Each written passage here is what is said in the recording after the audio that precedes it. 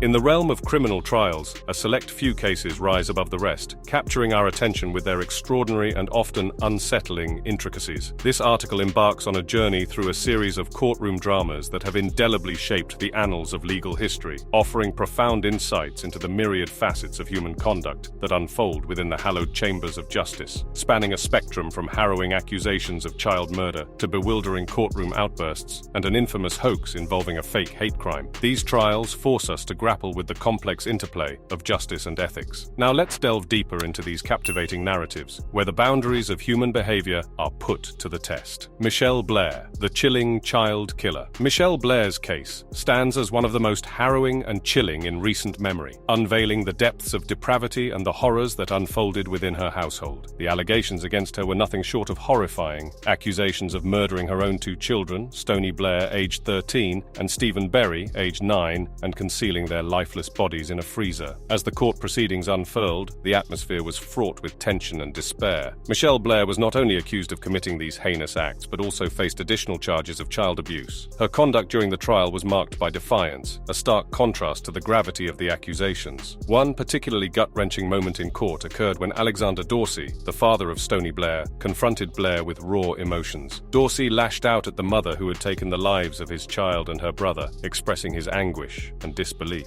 But the shocking twist that added another layer of horror to the case was Blair's own claims that her children had sexually assaulted her youngest son, further muddying the already dark waters of the trial. However, her actions and lack of remorse overshadowed any sympathy that might have arisen from her allegations. In the end, Michelle Blair pleaded guilty to the charges, resulting in her life imprisonment. Her actions had sent shockwaves through the community and served as a grim reminder of the depths to which humanity can descend. Dick Marple, the sovereign citizen. Rant. Dick Marple, formerly a member of the New Hampshire House of Representatives, became an unexpected figure in the legal world due to his courtroom outburst during a seemingly straightforward case of driving without a license.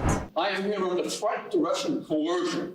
I'm not here because of an order, because you as a magistrate cannot make an order. You can only administer ministerial duties. You have no jurisdiction to judge your own jurisdiction. His impassioned defense took an unusual turn, delving into the controversial and often perplexing realm of sovereign citizenship. Marple's court appearance in 2016 left a lasting impression as he vehemently challenged the court's jurisdiction and authority over him. His argument revolved around the belief that as a sovereign citizen, he was not subject to the laws and regulations imposed by the government. In his tirade, Marple contended that the judge had no jurisdiction to charge him or make any orders, vehemently disputing the legitimacy of the court proceedings. His defiance and refusal to acknowledge the court's authority led to a heated exchange, raising questions about the role of sovereign citizenship in the legal system. While Marple's defense was unconventional and largely unsuccessful, it ignited discussions about the sovereign citizen movement and its adherents, who often reject the authority of the government and legal institutions. His case highlighted the challenges that arise when individuals choose to represent themselves based on these beliefs. In the end, Marple was found guilty of driving without a license, but his fervent courtroom outburst left an indelible mark on the legal community, prompting further examination of the sovereign citizen movement and its impact on the justice system. Marcel Brooks, the unrepentant child abuser. Marcel Brooks found himself at the center of a disturbing case that revolved around the severe abuse of a toddler. He faced charges for violently shaking the child, resulting in significant and lasting injuries. However, what made this case even more unsettling was Brooks's unrepentant demeanor and inappropriate behavior during the courtroom proceedings. The charges against Marcel Brooks stemmed from a horrifying incident in which he was responsible for the care of a toddler. Instead of providing protection and care, he violently shook the child, causing injuries that would have a lasting impact on the young victim. During the court proceedings, Brooks displayed a shocking lack of remorse for his actions. He showed no empathy or regret for the harm he had inflicted on the defenseless toddler. This callous and unrepentant attitude left those present in the courtroom, especially the victim's family, appalled and disgusted. Furthermore, Brooks's behavior in court was highly inappropriate. He was seen joking and even laughing, which only added to the anguish and anger of the victim's family. His demeanor demonstrated a disturbing disregard for the gravity of his actions and the suffering he had caused. Ultimately, Marcel Brooks was found guilty of his heinous crime, and the court sentenced him to a significant prison term. His lack of remorse and inappropriate behavior during the trial served as a stark reminder of the capacity for cruelty that exists in some individuals, leaving a lasting impact on all who witnessed the proceedings.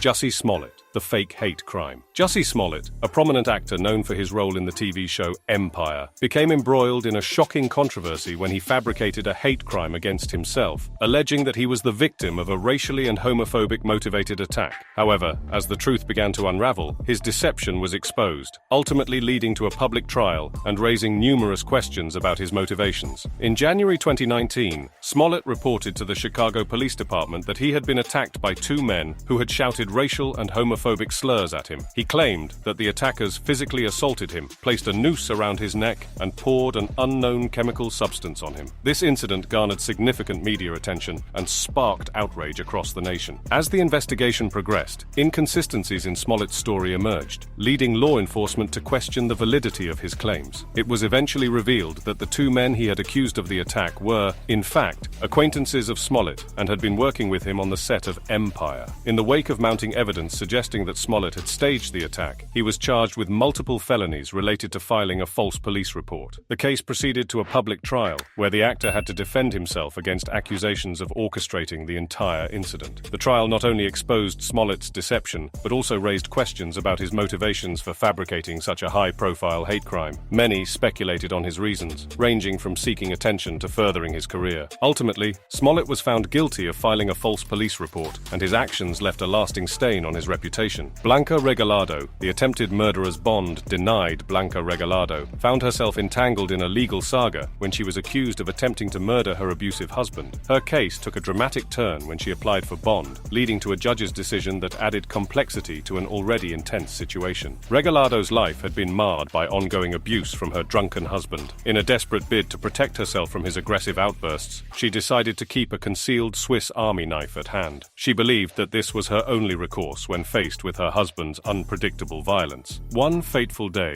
during one of her husband's drunken episodes, Regalado decided that she had endured enough. In a moment of desperation, she stabbed her husband 6 times, hoping to put an end to the cycle of abuse. When her case came before a judge, it became apparent that Regalado believed she had acted out of self-defense. However, the law dictated its own course, and the judge denied her application for bond. This decision was a turning point in the case, as it meant that Regalado would remain in custody, awaiting trial. The courtroom proceedings were filled with tension and emotional turmoil as Regalado's dramatic reaction to the bond denial unfolded. Her actions and the judge's decision added complexity to a case already marked by a stark interplay of self-defense and the legal system's interpretation of justice. These shocking courtroom moments reveal the dark side of human behavior, from heinous crimes to desperate attempts at deception. They serve as a reminder that justice can be both complex and emotionally charged. To stay updated on more intriguing legal cases and courtroom dramas, subscribe to our channel and join us for the next exploration of the legal world.